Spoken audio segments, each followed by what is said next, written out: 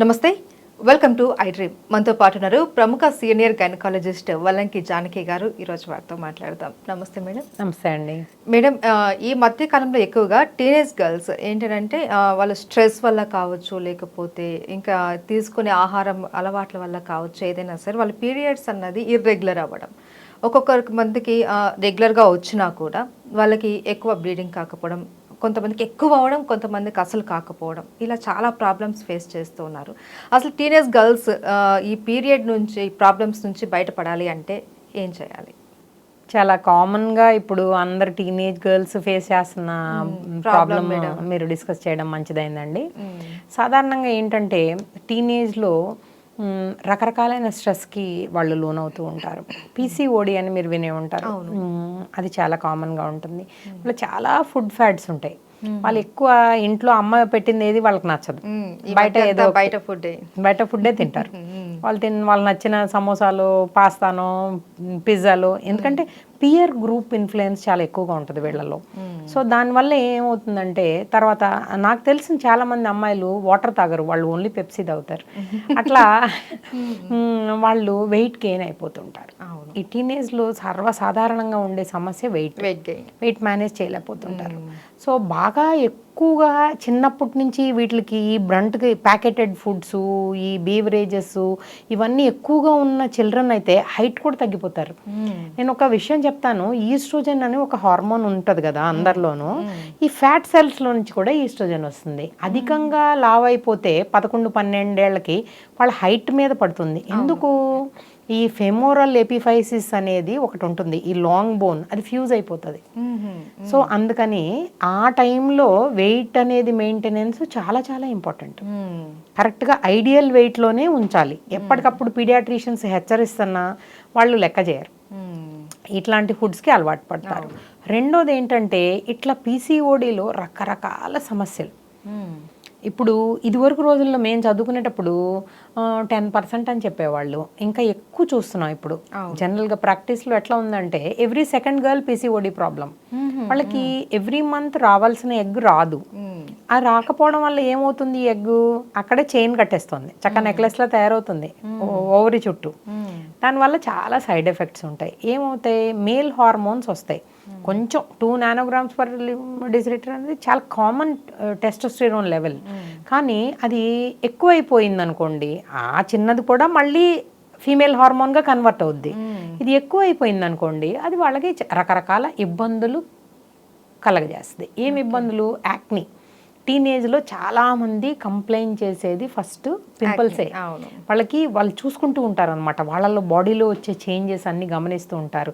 అంటే బ్రెస్ట్స్ అప్పుడే రావడం, వాళ్ళకి hair growth, under arms, private పార్ట్స్లో హెయిర్ నోటీస్ చేస్తారు. వాళ్ళ వాయిస్ కొంచెం కొంచెంగా మారుతూ ఉంటుంది. తర్వాత హైట్ గ్రోత్ స్పట్ ఉంటుంది. సో ఇట్లా రకరకాల అనమాట. వాళ్ళు వేసుకునే ప్రీవియస్ క్లోత్స్ నిన్నటి ఈ రోజే పనికి రాకపోవచ్చు, అట్లా కూడా ఉంటుంది అనమాట. వాళ్ళు చాలా నోటీస్ చేస్తారు. సో ఒక్క పింపుల్ వస్తే చాలా మంది అమ్మాయిలకి అదే కారణం డిప్రెషన్కి.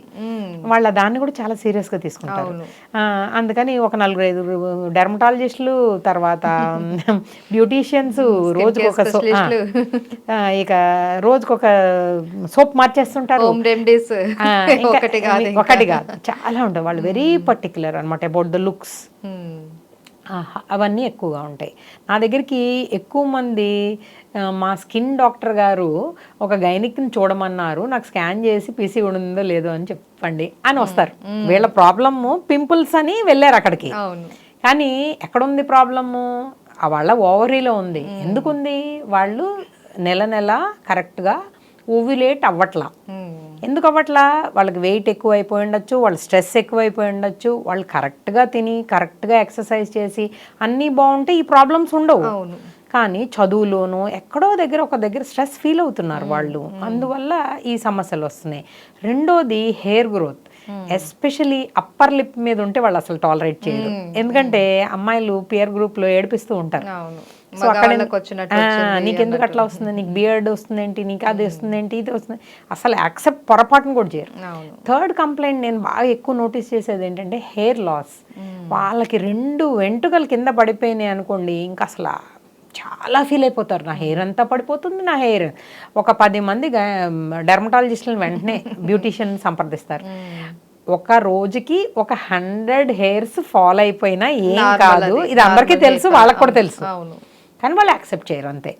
అది హెయిర్ కూడా ఈ పీసీఓడిలో ఎలా ఉంటుందంటే male type of baldness, front పోతుంది, వాళ్ళకి అద్దంలో కనిపించేస్తుంది, వాళ్ళ లుక్స్లో చాలా తేడా వచ్చేస్తుంది.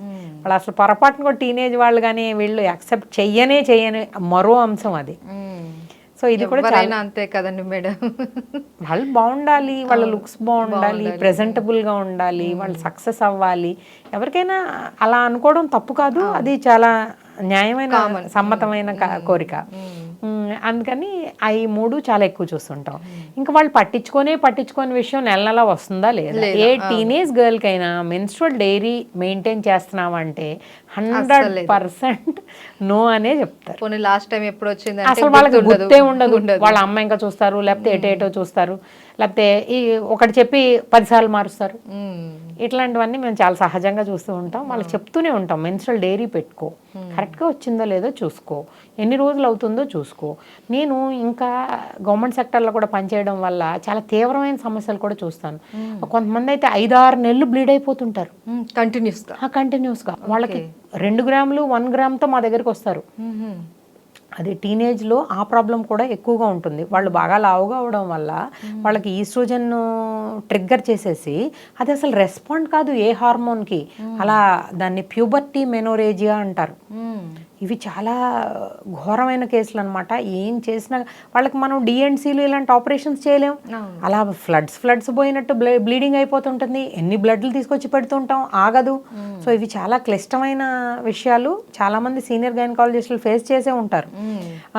వాళ్ళందరూ కూడా చెప్తూ ఉంటారనమాట, ఎంత బకెట్ బ్లడ్లు పోయాక కానీ తీసుకురారు వాళ్ళు. సో ఇది ఒక రికరెంట్ ప్రాబ్లం మెనోరేజియా. తర్వాత చాలా ఇంకొక తీవ్రమైన సమస్య ఒకటి చెప్పాలనుకుంటున్నాను, డిస్మెనోరియా. వాళ్ళకి చిన్న కడుపులో నొప్పి వచ్చిందంటే హల్లా గుల్లా చేసేస్తారు, కానీ కొంతమందిలో తీవ్రమైన కడుపులో నొప్పి కూడా వస్తుంది, వాంతులు అవుతాయి, వాళ్ళకి బ్యాక్ ఏక్ ఎక్కువగా ఉంటుంది, ఆ టైంలో ఏ పని చేయలేరు, మూడ్ డిస్టర్బెన్సెస్ ఎక్కువగా ఉంటాయి. ఇలా menstrual problems you name it వాళ్ళ దగ్గర ఒక 100 అయినా ఉంటాయి. ఈ టీనేజ్ గర్ల్స్కి రకరకాల ప్రాబ్లమ్స్ ఉంటాయి. వాళ్ళకి కొంచెం కూడా కడుపులో నొప్పి రాకూడదు, ఒక డ్రాప్ కన్నా ఎక్కువ అవ్వకూడదు. ఇట్లా టాబ్లెట్ తెచ్చేసుకొని వెంటనే వాళ్ళే సెల్ఫ్ మెడికేషన్ చేసేసుకుంటారు. అది ఏంటి, ఎందుకు, దీనికి మళ్ళీ నెక్స్ట్ మంత్ రాకుండా ఏం చేయాలి, ఇలాంటివి ఏమీ ఉండవు. అన్నీ వాళ్ళకే తెలుసు, వాళ్ళ అమ్మ కన్నా అధికంగా వాళ్ళకే తెలుసు. ఇట్లా చాలామంది ఇబ్బంది పడుతూ ఉంటారు. మేము ఎక్స్ట్రీమ్స్ చూస్తాం కనుక ఆ ప్యూబర్టీ మెనోరేజియస్ ఒక్కొక్కసారి డ్రెడ్లీగా ఉంటాయి, చాలా కష్టం అనిపిస్తుంది వాళ్ళని మేనేజ్ చేయడం. ఎన్నో రకాల బ్లడ్లు పెడితే కానీ వాళ్ళు సేవ్ గారు. ఇంకొక ముఖ్యమైన విషయం నేను ఇక్కడ చెప్పదలుచుకున్నాను ఏంటంటే కోయాగులేషన్ డిఫెక్ట్స్. అంటే మనిషి పుట్టుకలో ఏంటంటే ఒకసారి ఒకటి కట్ అయింది అనుకోండి, అది దానంతటా అది ఆగాలి కదా, ప్రెస్ చేసినా ఏం చేసినా, అంటే హీల్ అవ్వాలి కదా, అట్లాంటి ఎంజైమ్స్ డిఫెక్ట్ ఉంటాయి. చాలా మంది అమ్మాయిల్లో అట్లాంటి డిఫెక్ట్స్తోనే అలాగే బయటపడతాయి. మొదటి మెన్స్ట్రుయేషన్లో మొదలైంది ఒక 6 నెలలు 9 నెలల వరకు ఆగదు. వాళ్ళకి రకరకాల హార్మోన్స్ పెట్టేస్తారు, అన్నీ చేస్తారు, స్కాన్లు చేస్తారు, వాళ్ళ వల్ల కాదనమాట. అంటే ఏ ఫ్యాక్టరు డిఫెక్ట్ ఉందనేది చాలా సిస్టమాటిక్ అప్రోచ్తో మేము తెలుసుకుంటాం. ఇంట్రిన్సిక్ ఫ్యాక్టర్, ఎక్స్ట్రిన్సిక్ ఫ్యాక్టర్, ఇలా కొన్ని 100 ఫ్యాక్టర్లు ఉన్నాయి లోపల బ్లడ్లో. వీటిలన్నిటిలో ఏది కూడా తేడా రాకూడదు. ఏదైనా ఎంజైమ్ కానీ, జీన్ కానీ, ఎక్స్ప్రెషన్ కానీ తేడా వస్తే కనుక ఏమవుతుంది, వాళ్ళల్లో బ్లీడింగ్ అనేది గడ్డ కట్టదు. ఆ బ్లడ్ అది కనిపెట్టి ఆ ఫ్యాక్టర్ డెఫిషియెంట్ని వాళ్ళకి అది క్యూర్ చేసి పంపించాలి. అది ఒక్కొక్కసారి వీలవుతుంది, ఒక్కొక్కసారి వీలు కాదు. మీరు వినుంటారు కదా హీమోఫీలియా, ఇట్లాంటివన్నీ వినున్నారు కదా.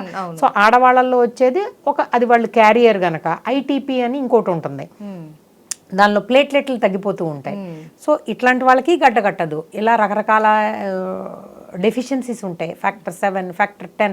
మేము అట్లా ఇండివిజువల్ కేసెస్ చాలా చూసాం. హెమటాలజీ అనేది చాలా చాలా ఇంపార్టెంట్ టీనేజ్ గర్ల్స్ మెనోరేజియాలో. సో ఒక్కొక్కటి ఒక్కొక్క పెద్ద సబ్జెక్టు, కాబట్టి వీలైన వాళ్ళకు అంతవరకు ఒక సూచన మేరకే ట్రీట్మెంట్ తీసుకోవాలి. సో ఈ టీనేజ్ గర్ల్స్లో ఎక్కువగా పీసీఓడి అన్నది ఈ మధ్య కాలంలో మీరు చెప్పినట్లు ప్రతి సెకండ్ చైల్డ్కి అనేది ఉంటుంది కామన్గా. సో ఏవైనా సరే మీరు చెప్పిన సిమ్టమ్స్ కనపడంగానే వెంటనే గైనిక్ని అప్రోచ్ అయ్యి దానికి సంబంధించిన టెస్టులు చేయించుకొని వెంటనే దీనికి మెడికేషన్ కనుక స్టార్ట్ అయితే దీని నుంచి బయటపడవచ్చు. అంతే కదండి madam. Thank you madam. Thank you.